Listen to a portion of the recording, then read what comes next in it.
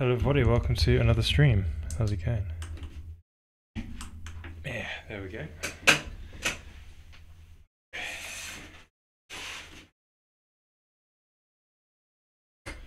Right, so last stream, let me get that out of the way. We finished up on making the entity code generator, so it now generates two files, and yeah, it's still not compiling though. I've not tried to compile it, but we have our entity system here. It's about 1,000 lines, and so I want to try and actually start to use this entity thing and see it in the game, but we currently have a hard-coded renderer. So what I want to try and do is make some sort of API that the game logic could use that pushes on render objects, and we can then get some entities that get rendered to the screen, rather than this sort of hard-coded demo. Hey, Joe Stayed, welcome, welcome. How are you doing, sir? Good to see you. Man, I'm so tired. Oh, got this nice Coca-Cola. So first of all, do I have any Git stuff? No, good. Right, so what we should do is go to the graphics.h and start writing some form of public API that allows us to, you know, so when we render a frame, we want to have like the render data. So we want to have like graphics payload or something.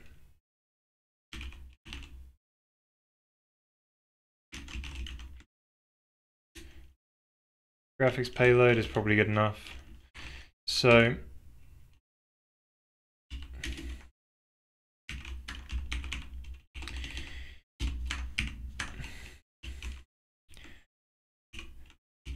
essentially in this payload, it's going to contain everything that we're going to render this frame on the rendering thread, you know, prepare the frames, then send it to the GPU. So the reason why you do it this way is so you can do it in a multi-threaded manner. So you can essentially build, as soon as you've built the payload, you can give it to the render thread and then go and start your next frame of your next frame CPU side and process inputs and things like that. So this will help us with the multi-threading thing as well. And then good, thanks. It's been really hot here lately in my part of Sweden today. February 27. That's quite hot.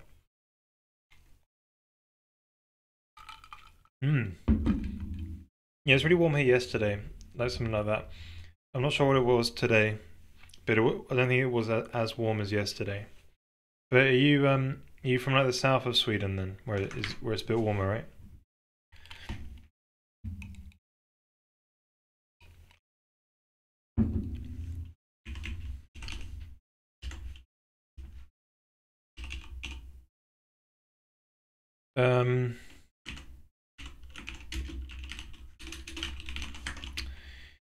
Yeah, so I think we'll pass in the payload via a pointer, right, into the render frame function.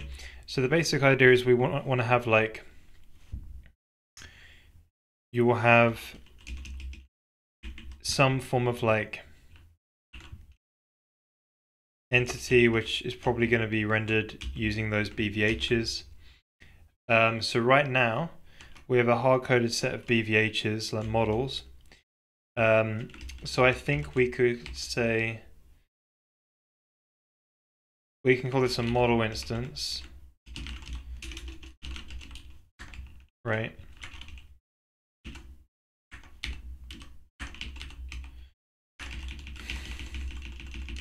and then we'll probably have a model. You know what, that's in the internal side of things, isn't it? Yeah, model tree, model this, right? Yeah. So we'll take this.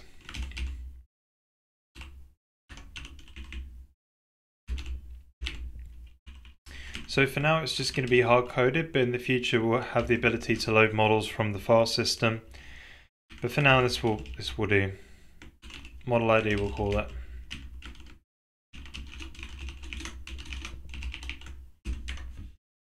Yeah, about that, I'm more of the west side. Ah, right, I see. I got someone from work who comes from there.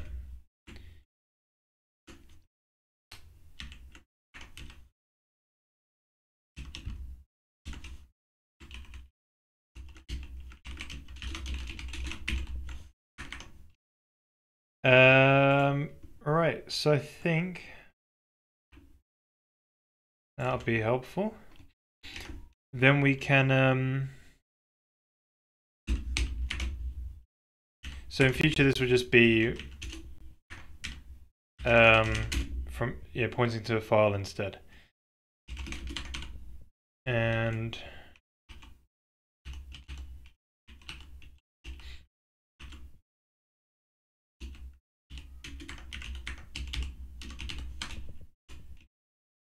right, so graphics model ID. Nice. So you have an instance and a model ID. Then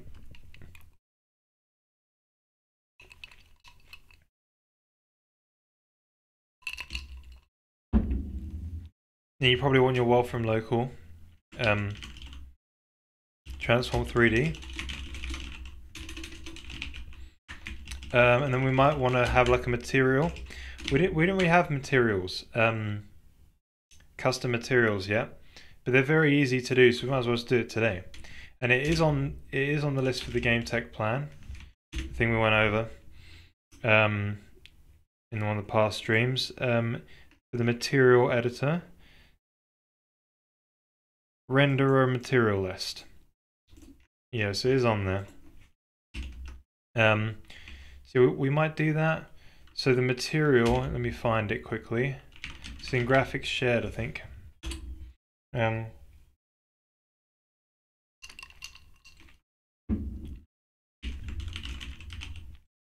So there's this material packed.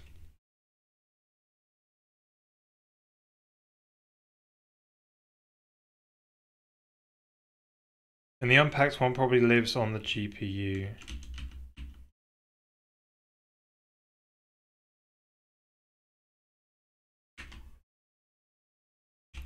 Why have we got a packed one again? What was the reason for that? Right. Yeah, I guess so. So you can make them fit into cache, isn't it? So yeah, I think we'll have the the problem is I need to have another header file, which is more like a public one. Maybe shared needs to be renamed to shared internal.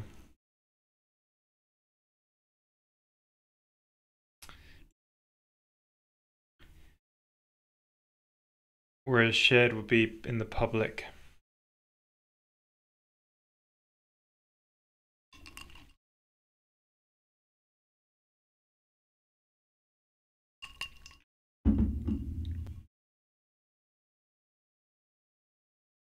So shared means it's shared across the CPU and GPU.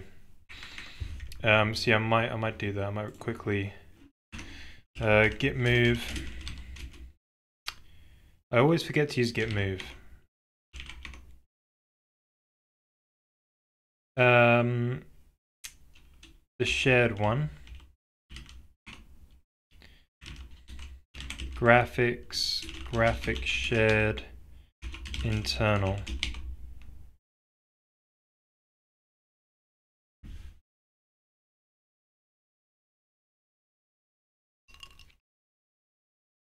Or internal shared.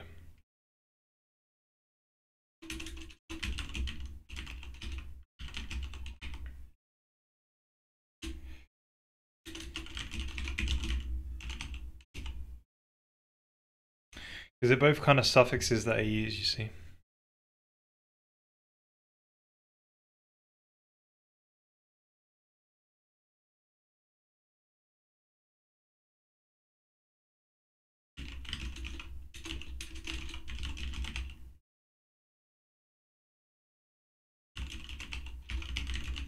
Alright, let's do that. Cool, so that's moved now. So now I would like to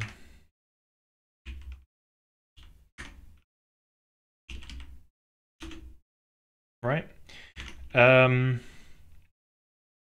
I would like to make another shared one instead. Open source graphics shared.h. Hey Lupo, how you doing, sir? Welcome. How you doing? What have we been up to? So we pragma once it because it's a header file. I really want to search around for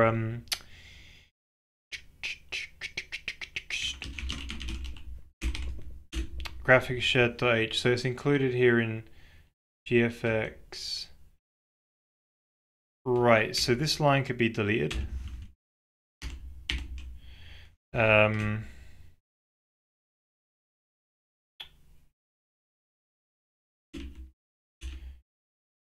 This, right, shaders. This one wants the internal one. Internal shared. Then this one needs to include the public one.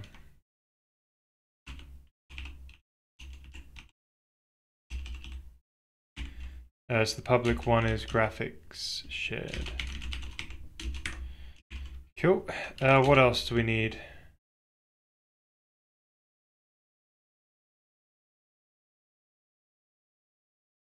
Right, it's this unused includes. That's cool. So the next one is, yeah, the shirt's from where is it from? It's from Kenya.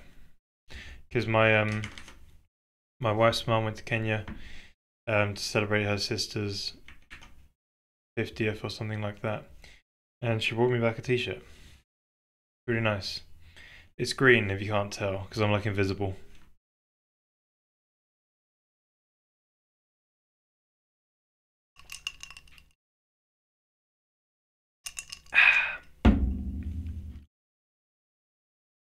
But yeah, I'm doing alright. I'm just really tired right now. Had a really busy day at work and probably didn't sleep the best. But yeah, other than that, pretty good. Things are going good.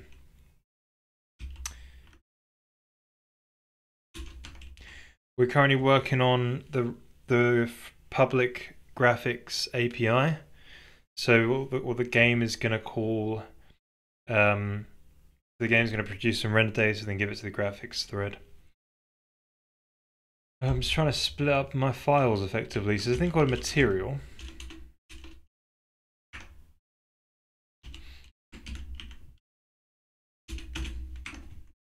So I think,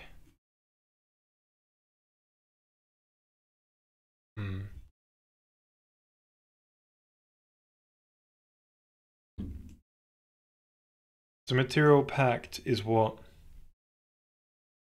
we'll probably just have, and you operate on material, I think. Right. So let's just put the packed one here. And this can mean in the graphics.h, we can now include that shared header file between the CPU and GPU, and this is like a public shared one. So I've just changed the meaning of it a bit. And then in our instance, we can then have a material, a packed material here. So this thing can be filled in. That'd be quite nice. So I think this is all we need. We can come back and yeah, we can come back and add more things if they're required. But this should do. So the CPU side is gonna fill up probably a stack of model instance, maybe.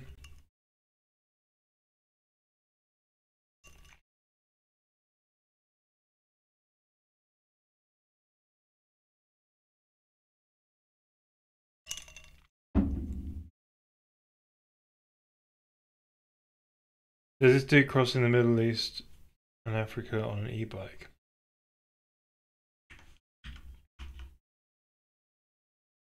How is he managing that? Because you have to charge it, right?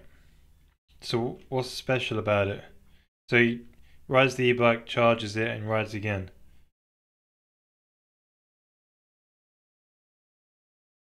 Huh.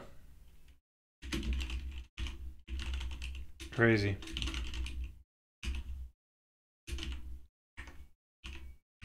Model instances. So I think we're going to have a way to instantiate a payload.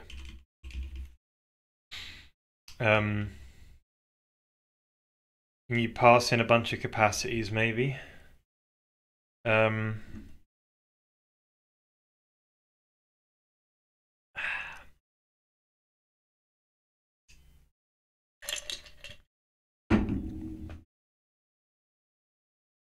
Then probably a custom allocator.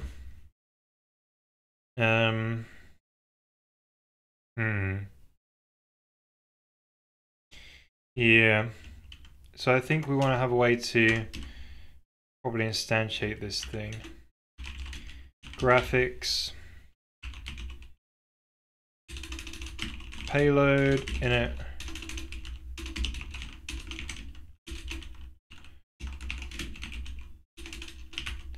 Payload. Probably never want to destroy one of these things. But we probably also would like some kind of specification which will allow us to configure how many, what's the capacity of all these things, right?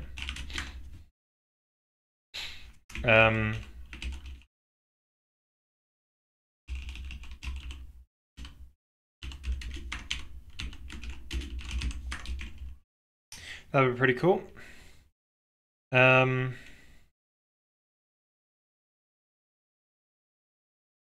Yeah, so that'd be the payload. So I think maybe we'll get start getting some section headers in, I think. Let's just find a section header I can copy and paste. Because I think these things are quite handy. So this would be like the payload section. And then we'll have another one for oh, I messed that one up. Then we'll have another one for basically the graphics system, sort of main API, initialize and then render frame with the payload passed in. So we're going to now implement this, and then we shall also handle the fact we're passing in a bunch of instances into the render frame function.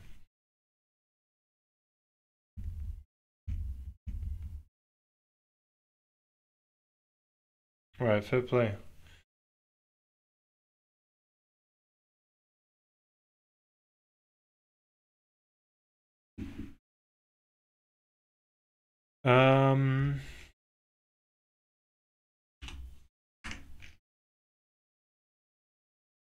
Right, so let's take all that.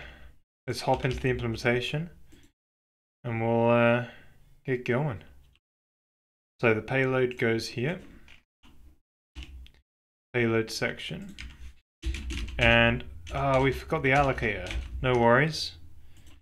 Hop back to here and add core allocator.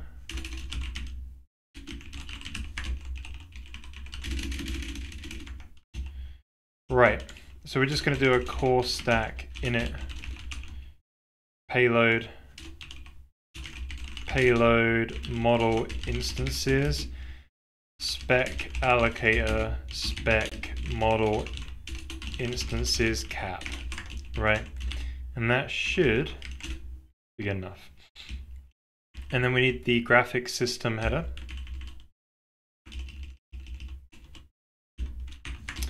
So I go here.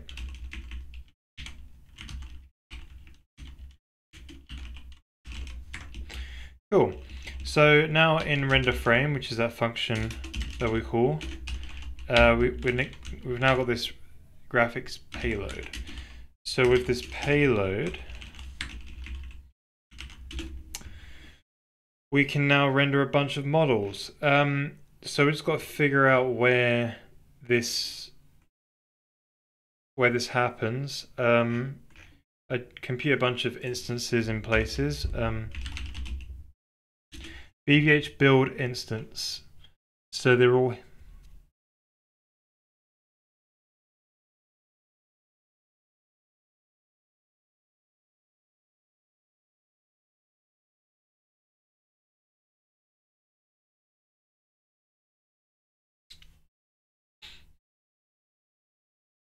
So we've got these BVH bottom level builds.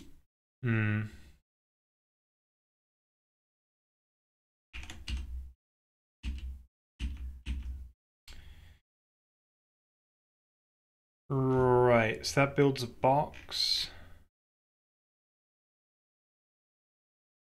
When's this built again? Oh, this is built on when you initialize. Right, excellent. Okay, so the top level. So except for the tree test, we build the tree test every frame. Okay, so here's where we do that sort of tile thing. So instead we're going to comment this out.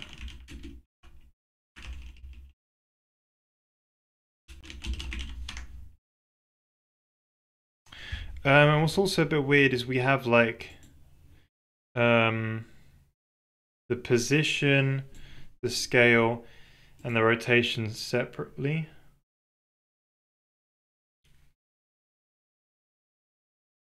Rather than like just a matrix.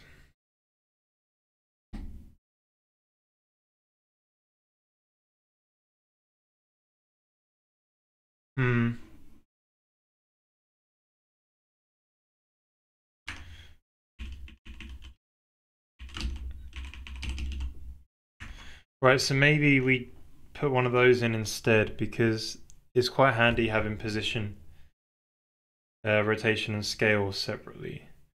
Yeah,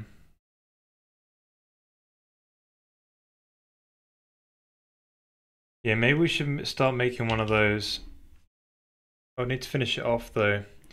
This is a matrix with an implicit fourth row of 0, 0, 0, 1. Maybe we should add another type.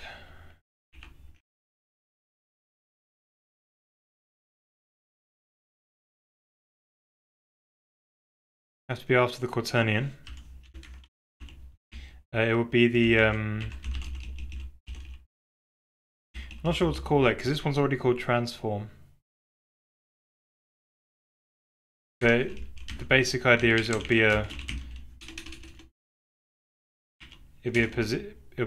kind of like translation, quaternion, rotation, then scale, right? So it's 6, 10 floats. But what will we call it? Because we've already got one called transform 3D. Unless we call the transform 3D matrix 3D. Yeah, I might do that. And then this transform 3D can turn into a matrix 3D.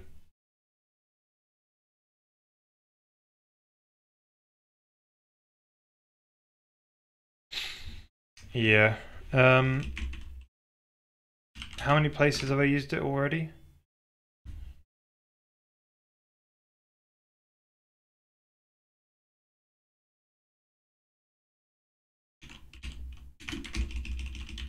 There's a way to do it in the editor.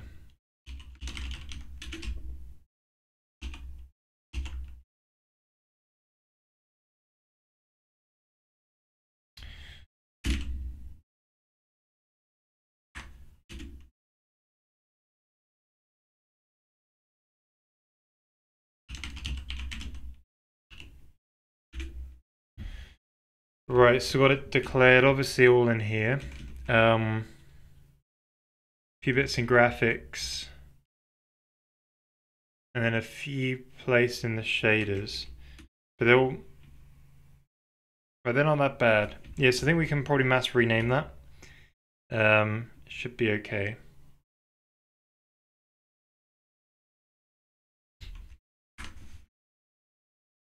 So I think we should be able to rename it to Matrix 3D instead.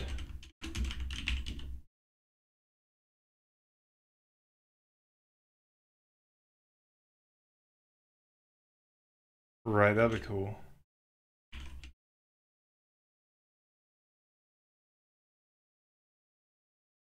Right, I've got to do it here, isn't it? This is the language server protocol, so it did it as strut matrix.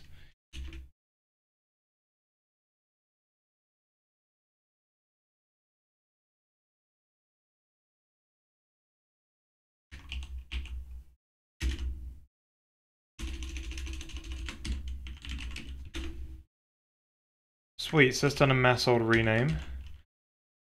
I wonder how well it actually did it though.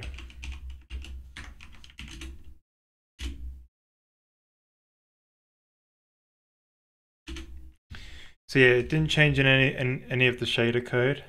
I was expecting that because it's probably commented out CPU side, so the language server got stuck at the if-def. It's alright. Yeah, we can sort some of this out. Right, here we go. So we'll just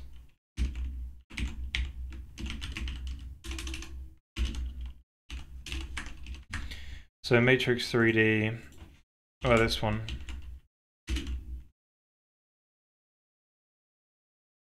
You can't mass rename a macro?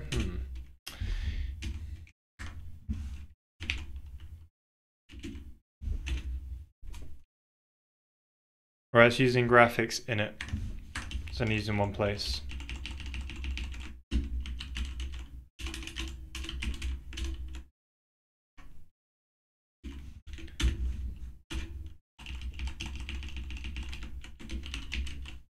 Cool. Then you've obviously got all these things, right? These functions.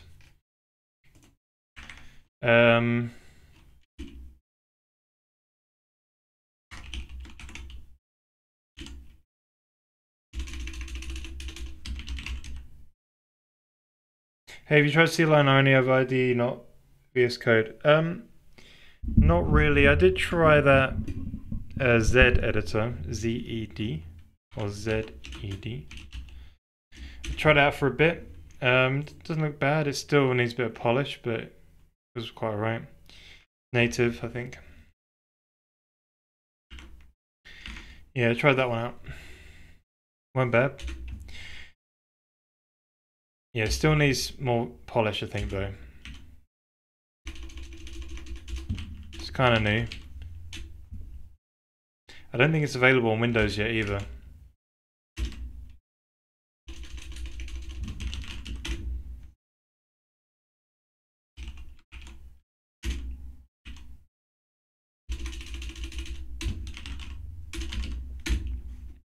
Right, so I wonder.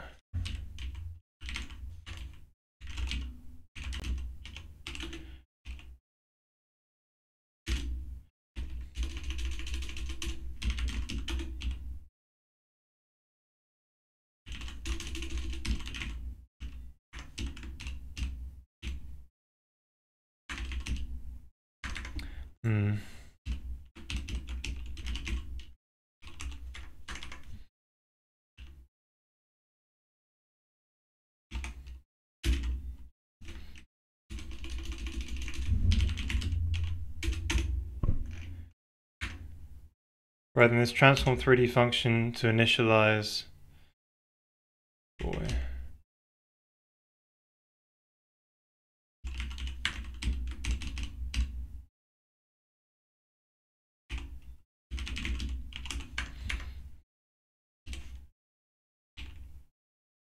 Oh yeah, he used some like maths generator to do this for me. It's pretty cool.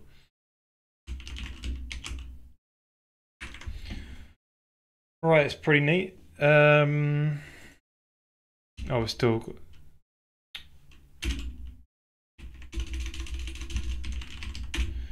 So I still think after we've done this, we might have to change it in shaders still, because the rename wouldn't have done it fully. Sucks. Still a few more.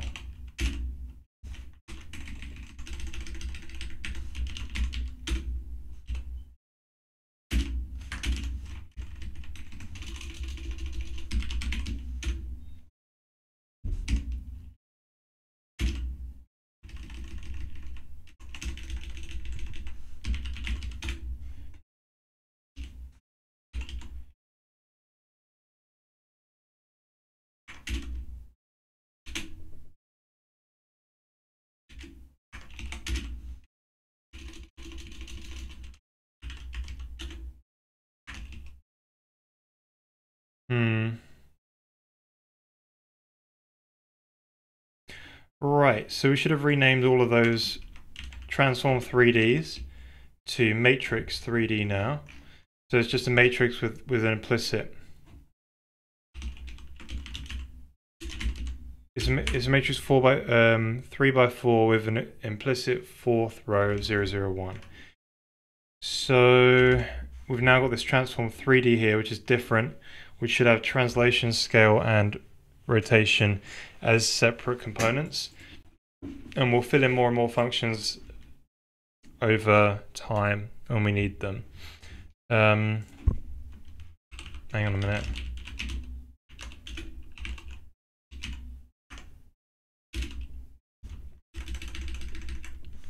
But it should be a lot more easier to work with, especially on like the game side code, if we have translation, scale, and rotation as separate fields, basically.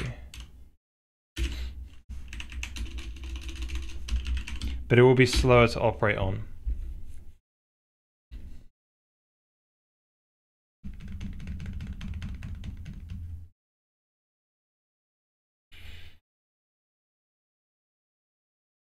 I wonder if RD will make it easier to work with a relatively big C code base. Well, I don't know. I'm kind of like learning this editor still, Helix. I did use Vim or NeoVim, and I found it like when editing a big code base, like the macro system was really handy, and the way I could edit things was just nice, and I could do things a lot quicker in it. But I'm still kind of learning this one. I use it 3 days a week after work. But yeah, I've got to learn all the tricks. But yeah, I do use an IDE at work, so I do know what they're capable of. You can compile on Windows, no pre-built binary.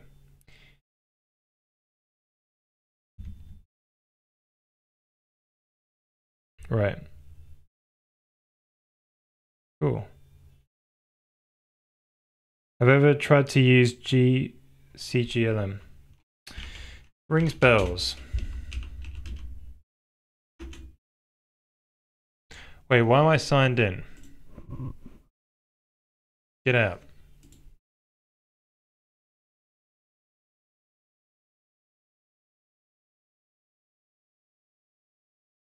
Sounds familiar.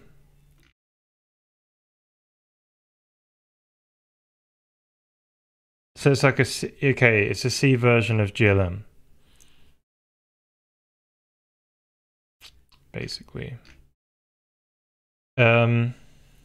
Yeah, I just like rolling my math stuff because I always find there's stuff that's missing in them or something, or you know. But yeah.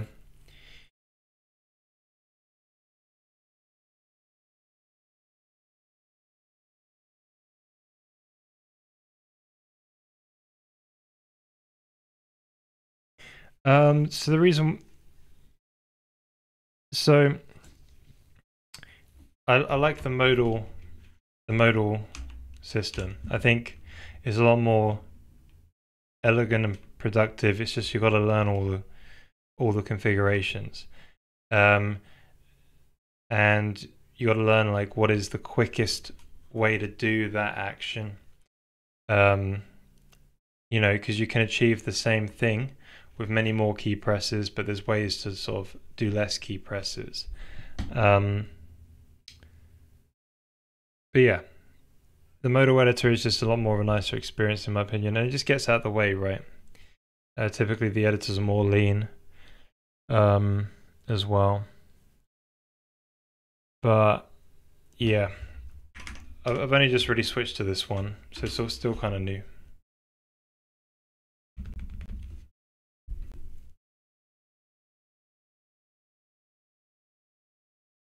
This one's called Helix. So yeah, it has a config file. That's about it really. I think there's plugin. I'm not sure if there's plugins yet.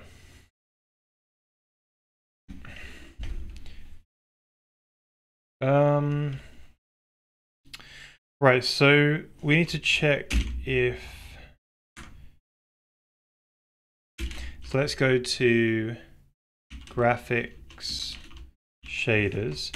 Now in here, there's probably a whole bunch of transform 3D everywhere. So let's quickly go over all these boys and girls and change them up.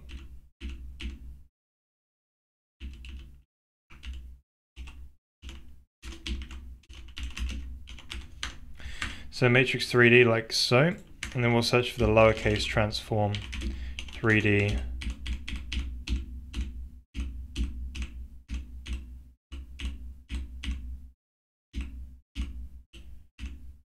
Right, with full circle. Seems alright.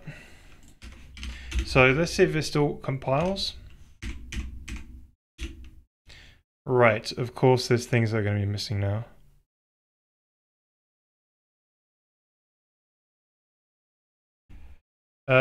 Expected type name but got identifier. What?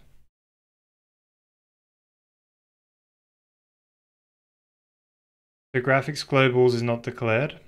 In the this is my compiler, isn't it? Right. I think it's my compiler.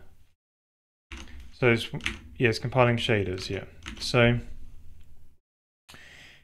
this would be because we've not included the header file.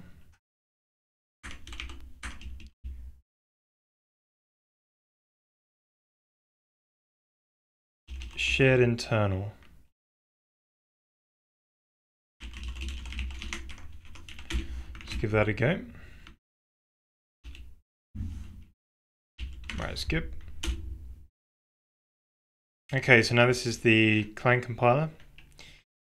So yeah, let's get going, getting this working then. So there's still some transform 3Ds that weren't picked up on. Oh no, they were. It was the inverse one when I messed it up and then I did undo. Right, but it didn't undo it when I did the mass replace. Crazy. Right, so in here we're going to look for inverse transform 3D.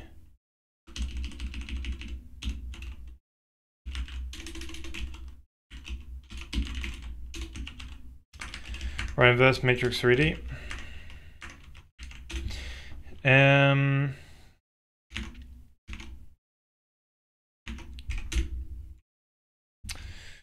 So what's next is we're missing a type for that.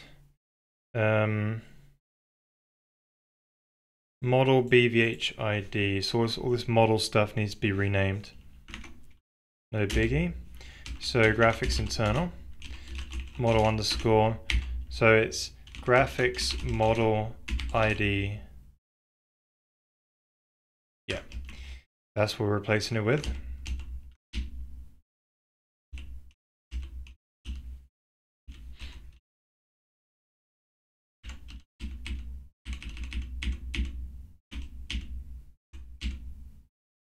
All right, seems all right. So the next one is was a few things outside now. So graphics.h. We've got this payload, but we're not declaring core define stack type, and so that's a graphics model instance. Yeah, that's our targeting like the average user, which uses mice at least to some degree.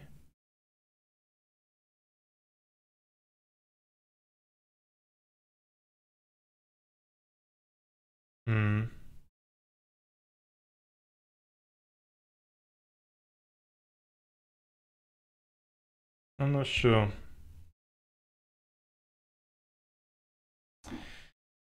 I don't know, the things about IDs, they just seem like they're not putting the modal editing experience first, and I really like the modal editing experience. I don't like the control, I don't like holding control keys to do stuff. I don't like, you know, I like having just my main fingers do the action operation rather than my pinky assisting in it.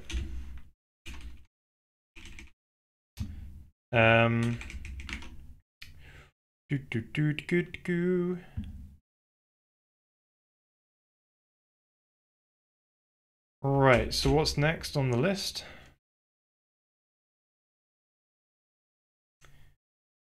So we've got to obviously make this payload, like instantiate this payload structure. Why don't we just do that, get that done, and then the rest is basically just getting the top level BVH built by just making a bunch of BVH instances. So we should be pretty close. So main.c. Yeah, but there have emotions, all kind of stuff to be fair, but always have got point. Yeah, but it's not Vim. Like it's an emulator. It's not really 100%. And again, the editor's not built for the core editor's not built around it. Basically. So we basically need. So I guess we could just make a single payload thing.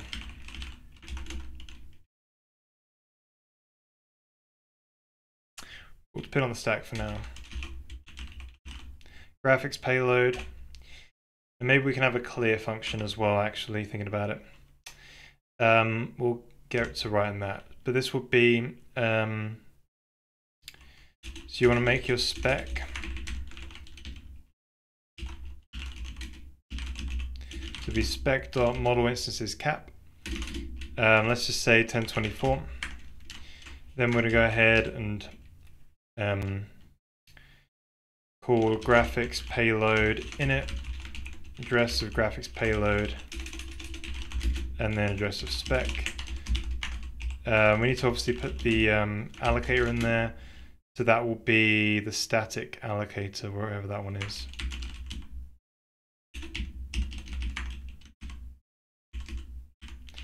Was it game TLS stack? Yeah, something like that. So, yeah. This now gets instantiated. So when we do a render frame, the CPU side is going to generate, it's going to operate on the payload. So address of graphics payload. We also need to have some kind of like, I don't know why we didn't do this to begin with, but yeah, we need a clear function to clear out the payload. And then we also need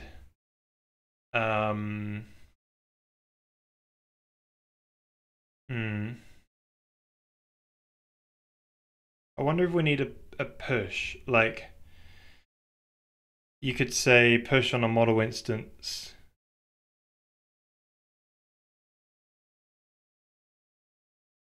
And then it gives you back a model instance pointer, but it could be null, for instance, if it's filled up.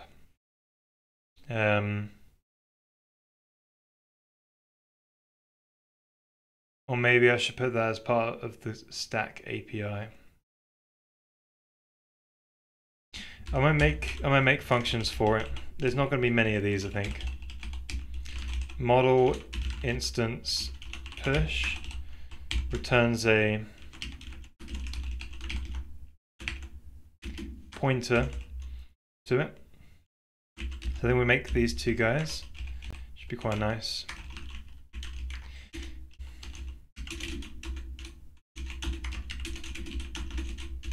So this one is going to say if core stack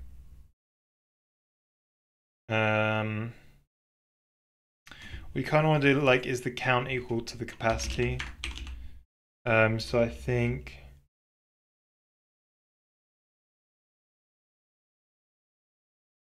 so we could just make an is full. Is full is perfectly good.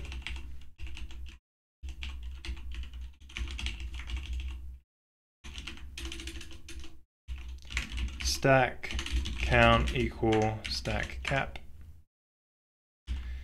Looks alright. So core stack is full. Payload model instances. So if it's full, return null. Then if not, we're going to return core stack push. Wait, this needs to be an address. Address of payload model instances. Yeah. Oh. Cool. Very nice, very nice. So the clear is just going to be doing like a core stack clear with the address of payload model instances. Yep. So this means when we push on a model instance, we can check if it's full and simply not try and render it. You know, so objects might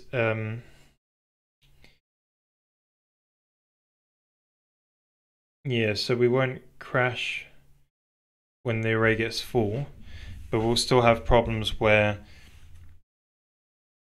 if things are not pushed on in the same order every frame, then you'll get some flickering.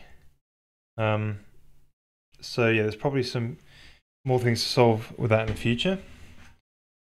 But let's just keep it like that for now. So we're just going to try and push stuff on here. So we could say, for instance, graphics model instance instance. Wait, we're first meant to clear it.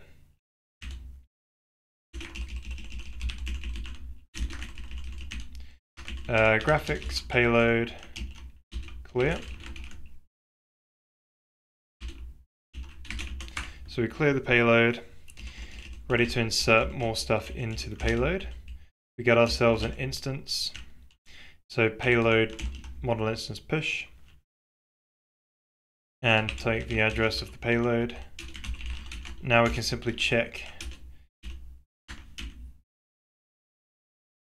Yeah, we can basically check if we have a model instance, then we could put an ID for the model.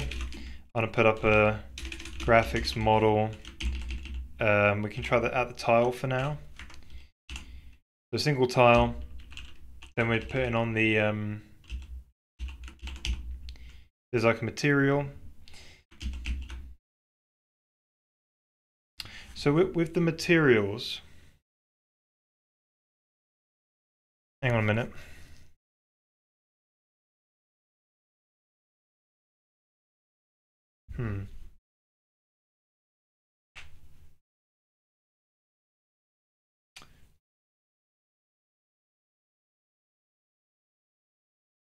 Yeah, there's not a material per model, is it? There's a material per ellipsoid. So realistically, this is not actually there. Yeah, we might. Okay, let's not do that for now. Right, so the only one that's left is the world from local transform. So for now, let's just make it identity, but we can look into.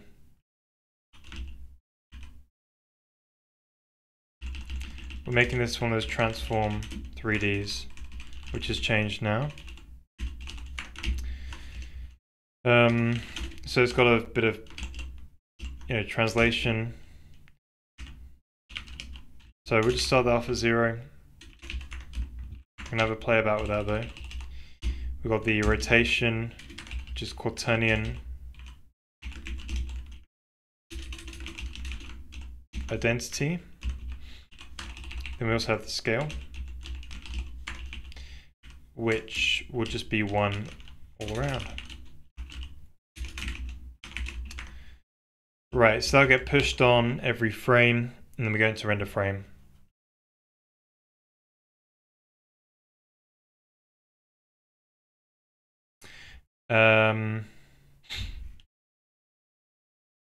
Cool. So if we try and compile that now,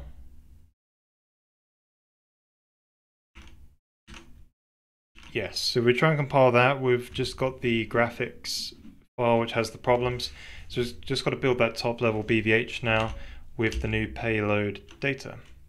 So we're going to render frame. We're going to go down to top level from CPU data.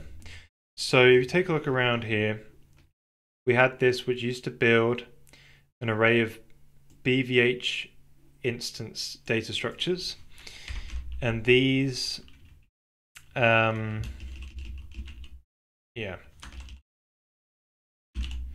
so maybe we'll temp allocate an array of these from the model instances. How different are they? Center position half, and then they've got the BVH ref instead of like a, So this could really be like a transform. Anyway, that's cool. So yeah, what we need to do is temporary allocate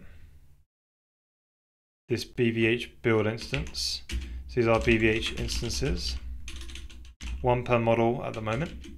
So that'll be a core alloc array of type T, which is BVH build instance. We're going to want to use the game TLS frame allocator, the thread local. I'm not sure how I want to do that stuff yet, but it's just thread local for now. And then we got a size, or the number of elements. So that is payload model instances count. So it's going to allocate a nice array for us. Then we simply go over all of these models and then produce this thing. Now, I do have a function which does this for us because it is a little bit more complex than filling in a few fields.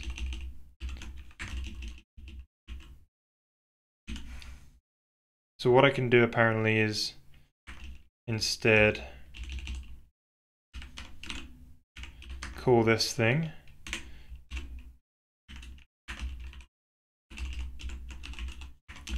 and then I can put in all these things. So I reckon We'll just do a new line for every parameter.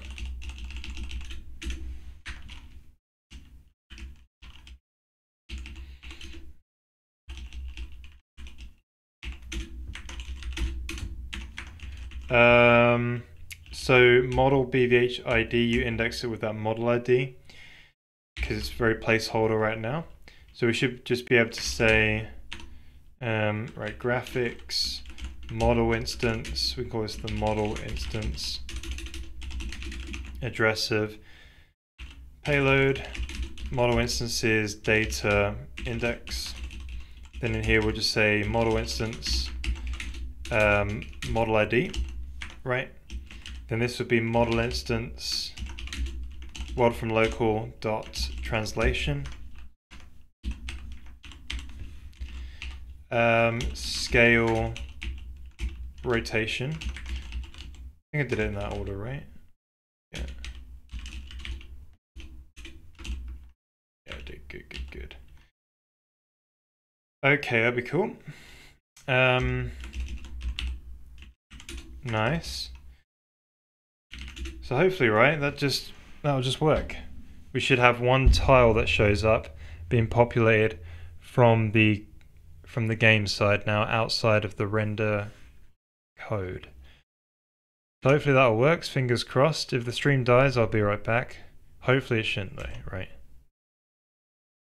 Wait, you can only have one model. We've got to do two models.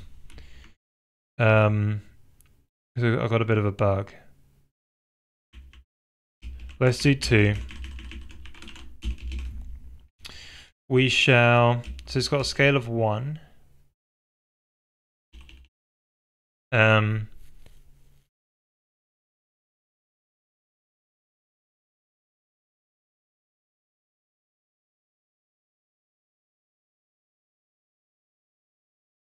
Yeah, so I think we'll just put it at 1 as well, so they're diagonal from each other or something. Try that. Is the Colmac keyboard layout really helps to avoid wrist pain? So I think the thing that helped me most with my wrist pain is a wrist rest. So my keyboard comes with this sort of ramp, and then I rest this ramp on it, and then I rest my wrists on it here. So the idea is your hand is just resting on the keyboard, and I'm barely using my wrist to hold my hand up. That has been what's helped my wrist the most. And then on the mouse front, I've switched to using a vertical mouse. This is the Anchor one. It's quite cheap. It's a really cheap one on Amazon. And then I got a couple of these guys, wrist rests again. But I have two of them. One for here. And then another one was where my wrist will go. So I can rest there while I'm using the mouse, and I can use it all day. And I don't feel any problems unless I get really stressed and I don't think about my posture or anything, and I ruin it. So yeah, and also, so the keyboard layout didn't necessarily, I'm not sure if it necessarily helps with the wrist pain or finger pain, but I definitely, when I go back to using the QWERTY keyboard and try and type on it, it really feels chaotic how your fingers move everywhere in comparison to the Colmac keyboard layout. But I wouldn't switch to it just for that. But it does feel a lot smoother.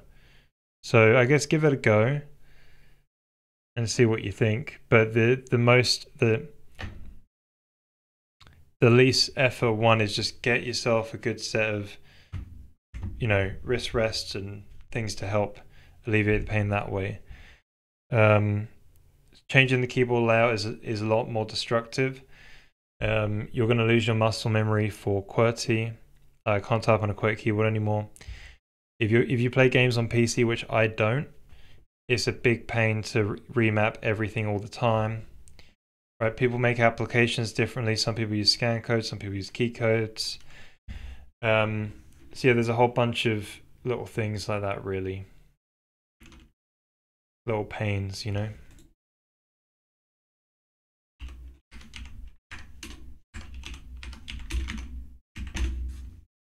But yeah, that's my 2 cents. Right, so then in graphics.c, there is a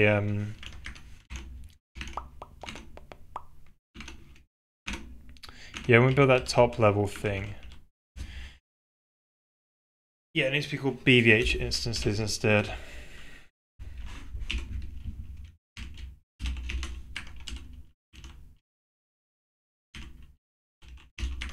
Rightio, so I think, oh, I can't do a ray count on that, can we? Hang on a minute. Oh, watermelon. Watermelon.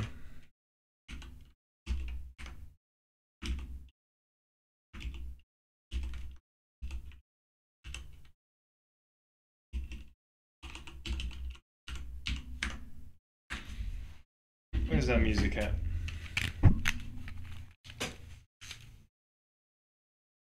The music is gone.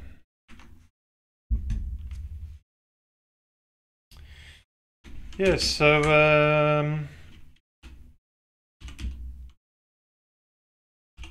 this is payload model instances dot count. So if we have multiple BVH instances per model, this code will have to change, but it's no biggie. So I think to save tripping myself up later, BVH instances count will make it a little bit more explicit.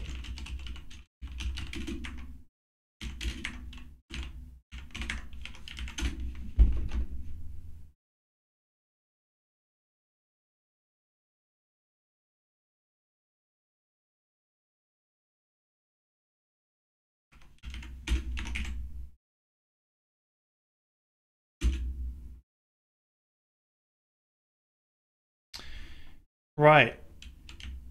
I believe we have a success, kind of. I don't know whether there's one tile being rendered now, but there's meant to be 2.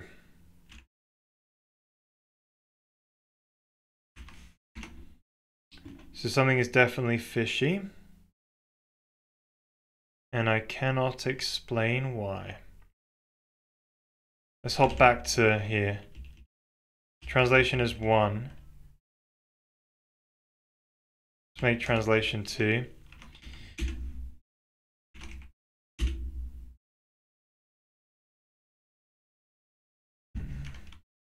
That's moved up even higher. So is the one at 0 the one at fault?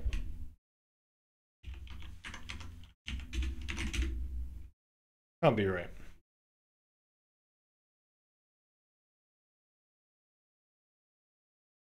What's going on?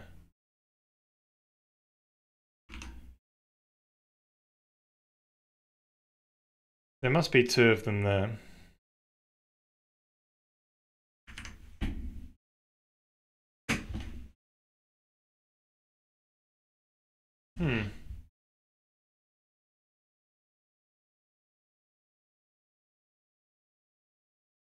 Nice. That's interesting. You like a brace while you sleep. Yeah, because sometimes I've woken up and I've had my wrist in a weird position. And yeah, you feel it in the morning sometimes. Interesting. Yeah, I've generally been a little bit more aware of how I am when I sleep. Though, where when I move at night, I very much try and be more aware about that now, because I'm my neck. Like if I don't have like my 2 pillows under my head, my neck feels it real bad. So I've started to become more aware about it at night time now. But yeah, the wrist wraps is an interesting one. I did try those out for a good while. I'm just so much of a fidgeter that I will keep fidgeting it, and I'll make my wrist worse. But yeah, that could be a good tip too for someone else.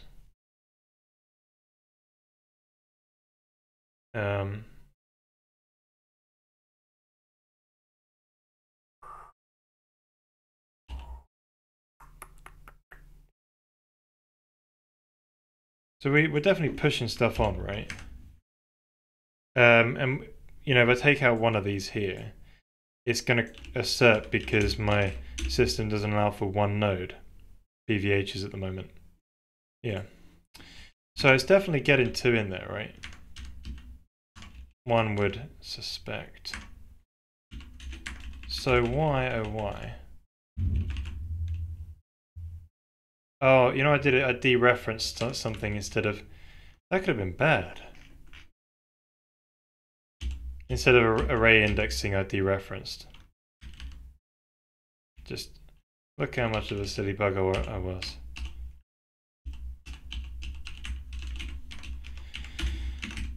Right, so there we go. That ought to be good enough.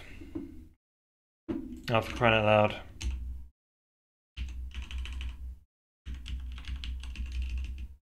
Right, that ought to be good enough. Do it.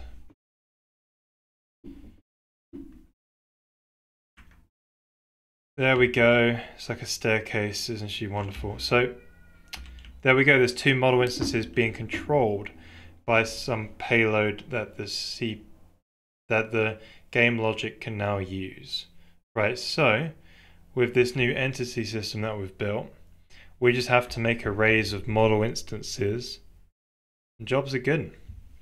So we can also switch between different models. Let's have a bit of a test with that quick.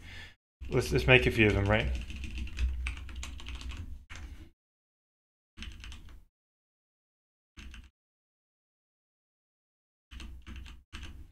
So we've got tile, we've got box, we've got tree test, which is kind of a dumb one to be honest. Well, it's the one that is the visualized tree, and then player. So we run that.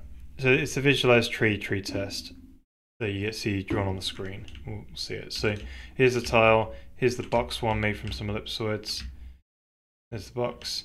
This one is the tree test. If I change this thing, the tree test changes. That does nothing anymore. Then here's the player. It's like a snowman, but without the snow. And the carrot. That PBR man. So right, now we can try and think about our entity system. Let's take a look at this though. I think we should commit all this.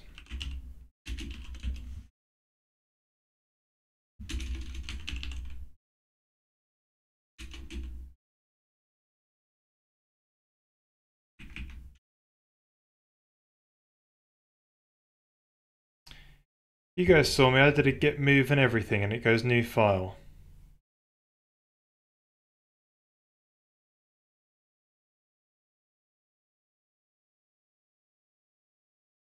Oh, it's because, right, doing git add maybe,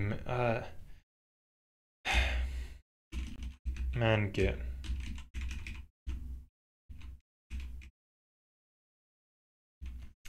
Right, I don't really care. Just a tool to do a job, and that's to make sure I can restore my mistakes. So anyway, what do we do? With add graphics public, add graphics payload, and rename transform 3D to matrix 3D. And then we added a new matrix. And then we added a new transform 3D to take its place, which keeps the translation, scale, and rotation separate. So we'll be extending that as time goes to have actual functions to operate on it. But we don't need them yet. So save that, and then I'll push that up to the internet and into the stream. But we're going to carry on. And we're going to now work on getting the entity system plugged in. So entities. So we've got this. Yeah. Let's quickly just look at the files that have been generated, see if there's anything that we want to tidy up first, and then we can start trying to plug it in. So I think there's one error that I did make, and that is in the iterator code. So entity.c. There's an iterator like next archetype or something like this. This one, it just goes to the next archetype and obeys the filter. But the whole point of the iterator is you can pass in an array of properties and say only look at those archetypes with these properties. And guess what we didn't do?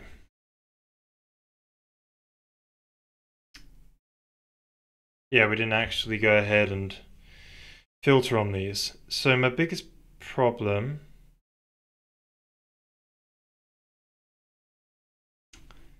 is that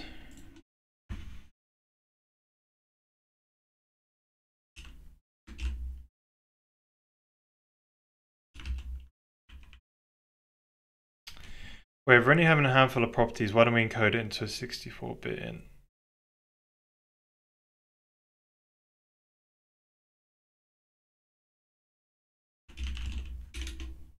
So header, yeah, it's a 64-bit int.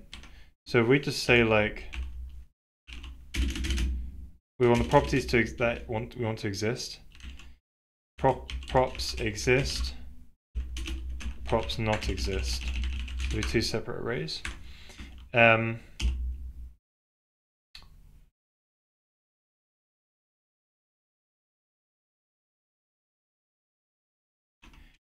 So when we instantiate,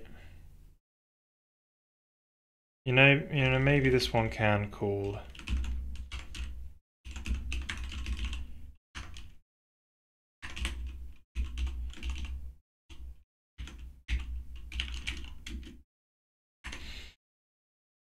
int iter regions iter archetype filter regions start regions end properties count. So I think that we can just run over all those properties, but they're probably going to be available at compile time anyway.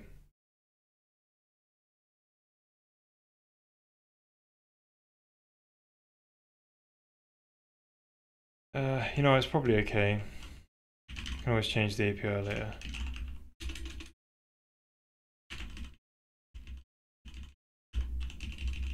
Yeah, we'll just go over all those properties. So 0 to properties count, and I think we'll let 0 the props exist. It's bit set.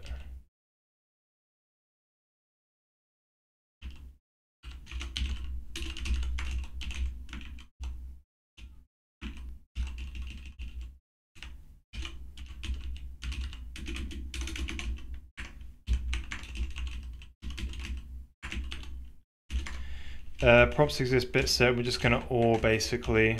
You know, we get the prop. So ent prop be the address of No, this won't be the address, just dereference the property from the property array. Then what goes in the bit set is simply one shift left prop, and voila. So one key thing to take note is that there is a special flag. So we've got to be aware of that.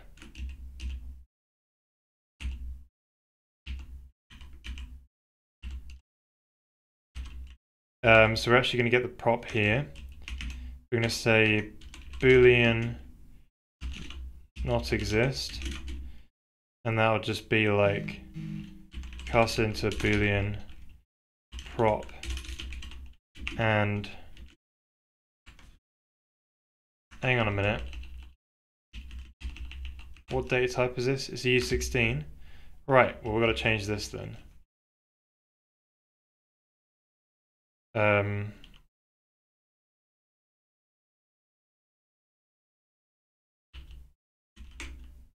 Yeah, there's a few little checks we've got to put on as well. Like if the archetypes count.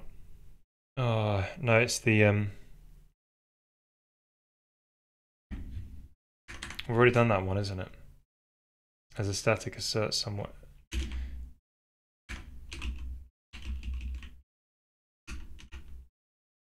I think it's a static assert.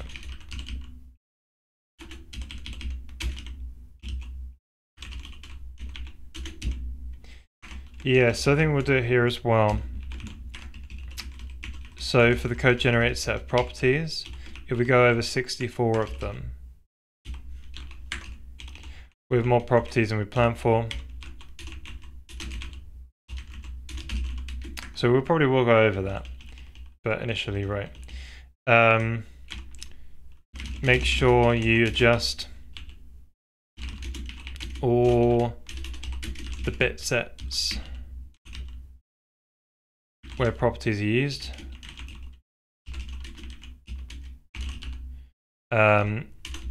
E.g. int pool header and int iter. Yeah, cool. So that's a good check. Happy about that one. So these things are in the entity header. They actually got to use 4 less of these.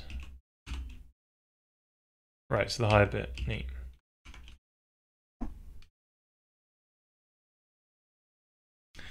So let's read it. I punch a heavy bag a lot and never had a problem, but a year ago I started programming more seriously and I found that really uncomfortable type.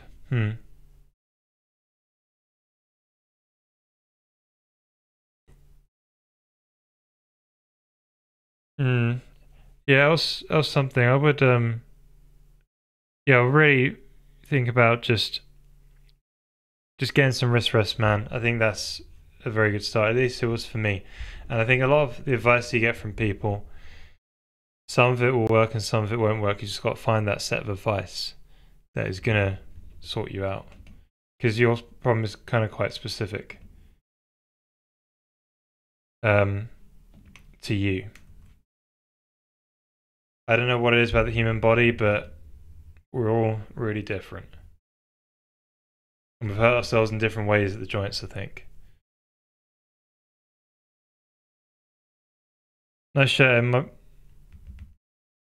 in my parts world, it's kind of girly. Alright, okay. I'll take that as a compliment, I guess.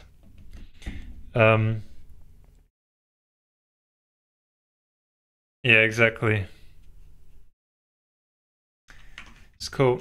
I don't care. I know what I am. So, where are we going?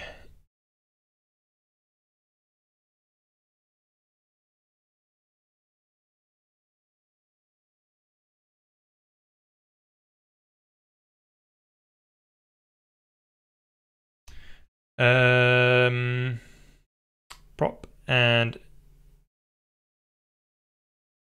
yeah, there's that mask in it.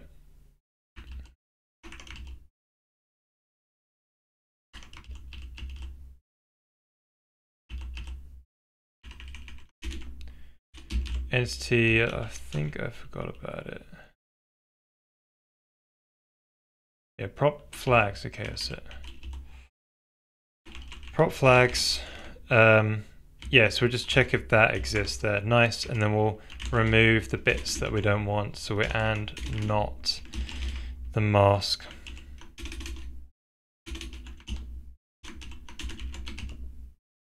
Neat. So now we say if not exist, we put it on the not exist bit set.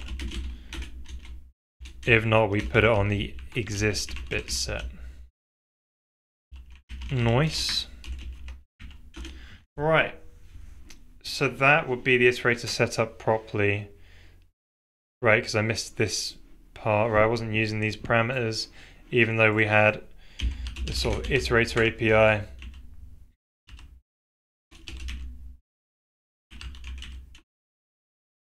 It's in the code generator, isn't it?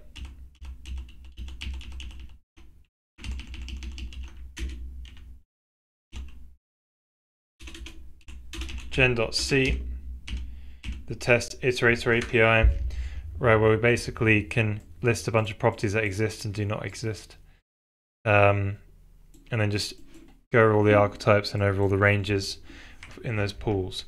So let's go back to entity.c and just quickly finish that off. So when we go to the next archetype, it's pretty simple. We want to know if the archetype has a property. So we can get the ent pool header for a given archetype.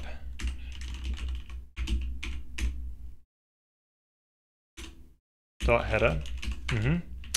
And then what we say is if pool properties bit set and iterator props exist bit set. So if that's equal to 0 or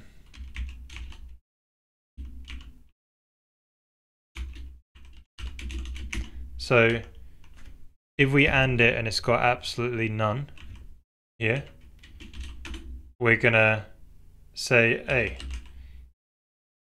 go to the beginning and try again.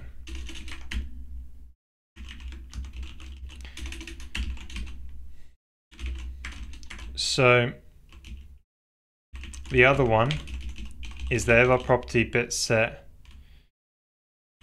not exist, so we're saying, what we're saying is we want it to not have these properties.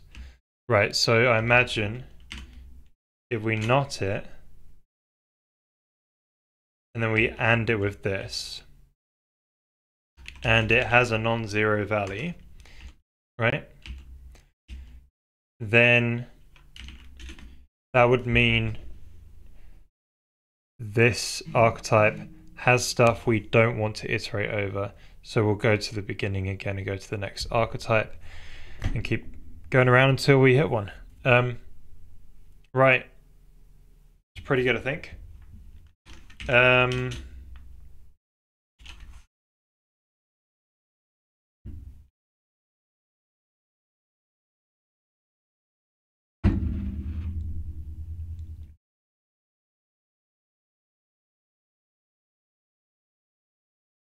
How bad are some things but not rest? I ended up noticing that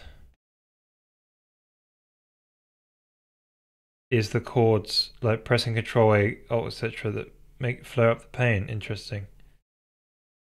Yeah, that's one of the reasons why I switched to Vim as well, because yeah, those control keys, like the pressure on that little finger, it was just well nice.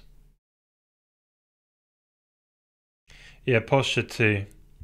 Yep, definitely. You know, oh, having everything like in the right position.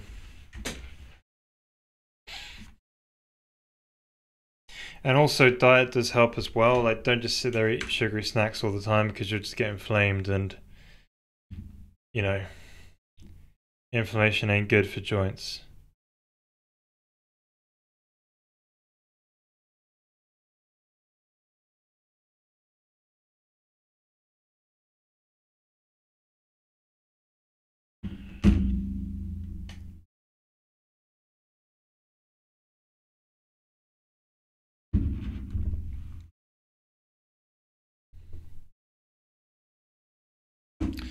Right, so I think the next thing to do is we're going to go over the code and just see what I can do to sort of see if there's anything that stands out where it's like, oh, this thing is inconsistent, or this thing, whether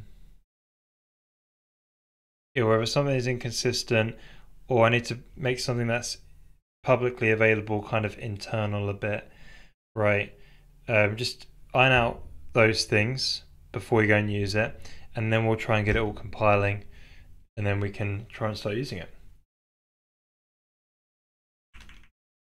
Because the editor is Helix. I switched over from to Helix from Vim. I just need to take a quick break because my wife has messaged me, but I'll be right back. And we'll carry on with that. BRB.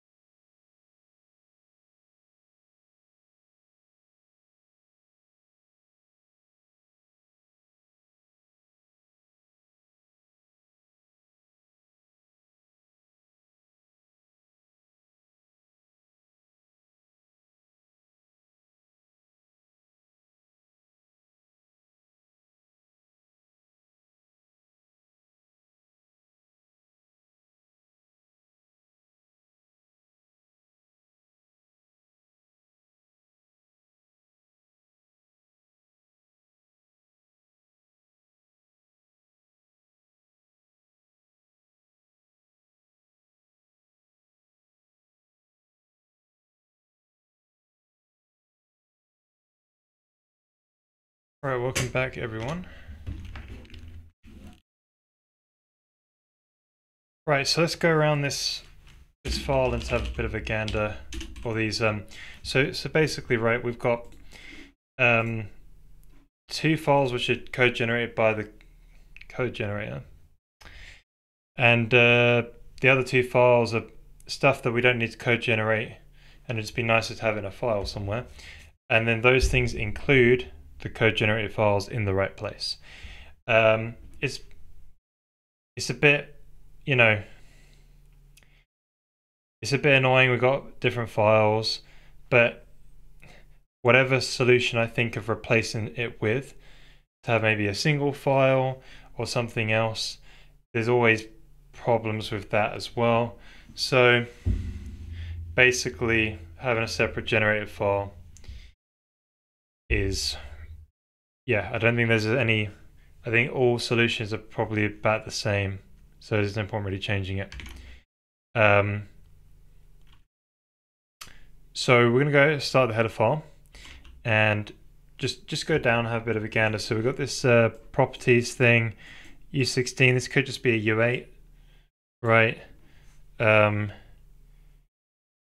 We could probably go over to 256 properties though, but let's just keep it there. We've got a thing at the bottom which says, like, you know, if it goes over 64, there's a warning, right? So there's a U8. Oh, so if we do U8, then we've got to use the high bit. There we go. Even better. So the entity, the archetype, U16 for the flags. What was that? 4. Okay, that's good. Archetypes UA, this property exists thing. This does exist as a function, yes. The entity reference, we did implement everything. We can get a stack of those. The deferred D and it's not showing up. Oh. It's saying that there's this like different type. Conflicting types, but like oh, D init deferred. Huh?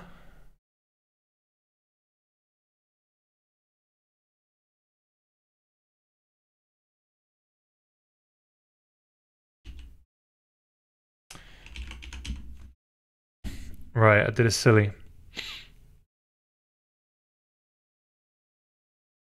So one's for a reference to do it, the other one is for an ID to do it. And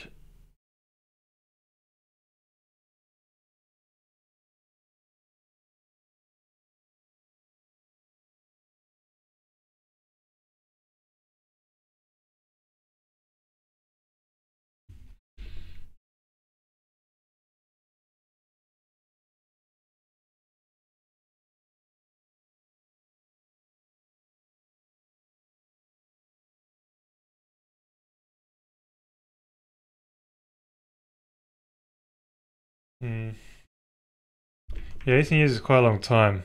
That's good. I think what messed my hands up so much is laptops. Like that trackpad, I think is what probably didn't help. And then like the laptop, yeah, it's everything about the laptop is just not ergonomic whatsoever. The desktop is so much more of it's a consistent environment that's just more straightforward. What we're working on.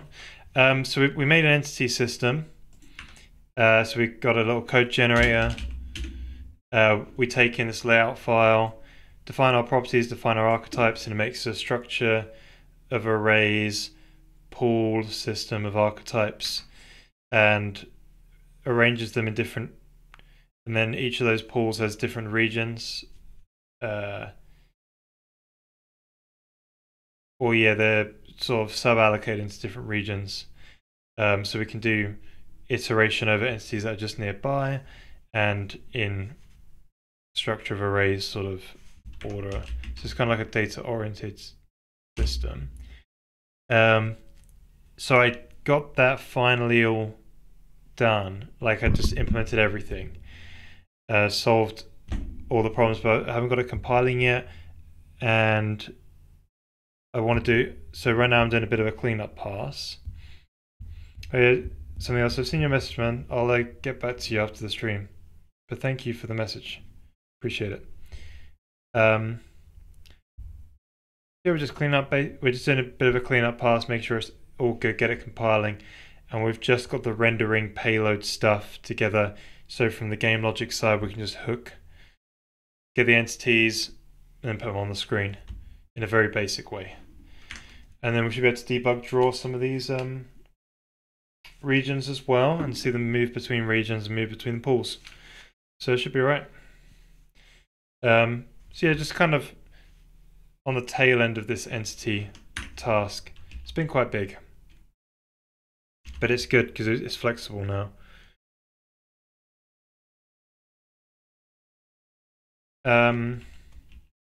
So yeah, I've got these things named with the same thing. When you do it via a reference, you're just getting the ID and then calling the ID version. Okay. Then it puts it on the queue.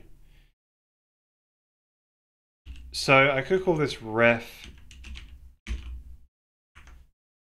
and ref like I had before. but it's really a bit inconsistent, though, I think. Because sometimes like things were just taking a reference. So when they take an ID, like maybe the ID should always turn into the reference. Like, so the entity reference is a direct reference, but it can become invalid between frames. Whereas the ID is persistent, but it has an extra cost of indirection to get the reference out. So basically, an ent ID always gets dereferenced into an ent ref before it's used. So maybe, just maybe, we don't have this function anymore. But it's got to queue the ID, that's the thing about it. But when you delete entities,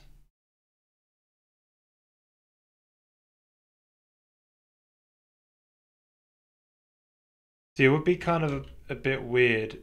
You would take the ID and then resolve it back as a... It's definitely better if you use the ID in this case.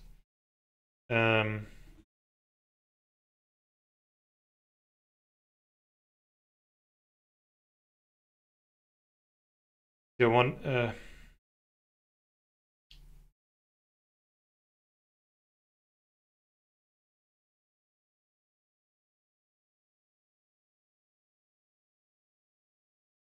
So when you're doing the iterator, you can get a reference.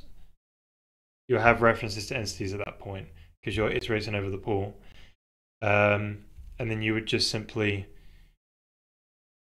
you would look up their record ID and then add them to the deferred DNet queue. But then if you have a random, so you might iterate over some entities and realize, crap, this guy's got 0 health, delete it. Whereas this random access one, I guess an entity could have a reference to another entity or something like this.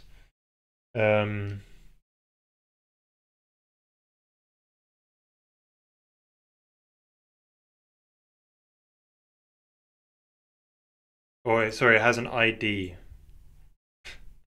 to another entity, a very specific one, but you want it to be removed now for some reason. But a lot of functions just take the reference in. So I think we might delete this one and just do a bit of a silly, to be honest.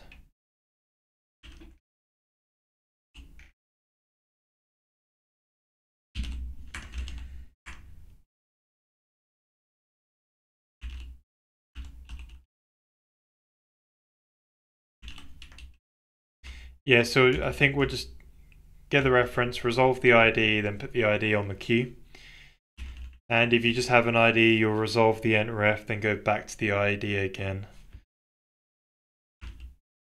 If it becomes a problem, we can do something better, but I think it keeps things consistent. So you always just resolve that to ref before you use it anyway. Cool, so all this is public stuff, and that makes sense. Entity record. This is like a record pool which should really be internal. So maybe what we do is we just move this to the top of entity C. I don't want to make an internal header because we've already got enough files and I hate having too many files. So I think what we'll do is we'll just put it right at the top here and make some static functions or something. Well, it's already here. Record pool.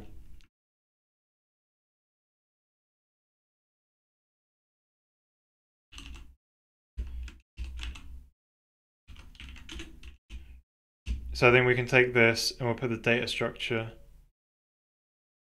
See, my concern is though. No, it's fine, it's fine, it's fine. I was going to say my concern is the other types, but they need to be made internal as well. So I'll put it here. These should already just be static then. I barely do this. Guess I'm doing it now.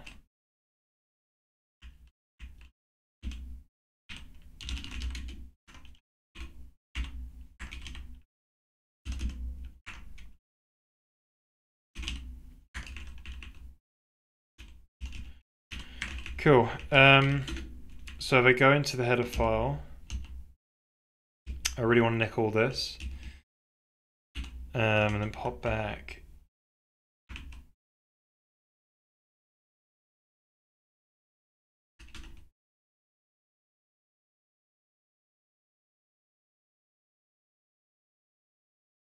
Alright, record pool. How do I get my cursor to the middle again? I forget. Right, so those data types will go there now, the records. Sweet. So the header file, this will disappear. Right, so now I've got this iterator. Now with the iterator, I just thought, you know what? Everything should be public about it because it's better this data be on the stack than be heap allocated elsewhere. Because if we have like these worker threads or something like this, you ideally don't want to keep heap allocating it. So you kind of want to keep the pointer around. So where does it live? So I have to live inside some like worker context pointer. So you have to deref and get that, and not much stuff is probably going to live in there. So I was thinking it's probably just better off on the stack. So, you know, worst case, if I want to sort of internalize a lot of this stuff, I could just make this kind of like an opaque data structure and just have a bunch of bytes with like a, you know, to be a number like, I don't know, 16 or whatever, and then we'll do like an align as a void pointer or something, whatever it would be. And then these would just be, there'll be another internal type it casts into. But I want to avoid that for now since we don't really have too much internal stuff here. There's just this int range thing, and that is public, I think. Yeah, so I'm okay with this being public for now. I used to have some kind of like collision shape that was used, so we can do a collision shape with the regions that we iterate over, but I think that's a bit overkill for now, so we shouldn't need that, I think. We just say what regions we want to iterate over. Right, so this entity system is the next biggest one. We've got a few things in here which shouldn't really be public. We've got the entity system itself. We've got the move request, like I want to move this entity over there. So, yeah.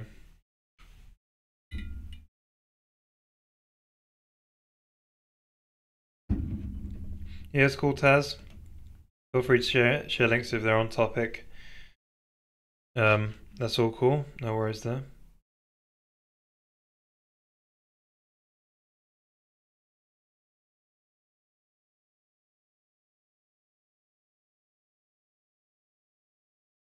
Two seconds, my wife's just messaged me. BRB.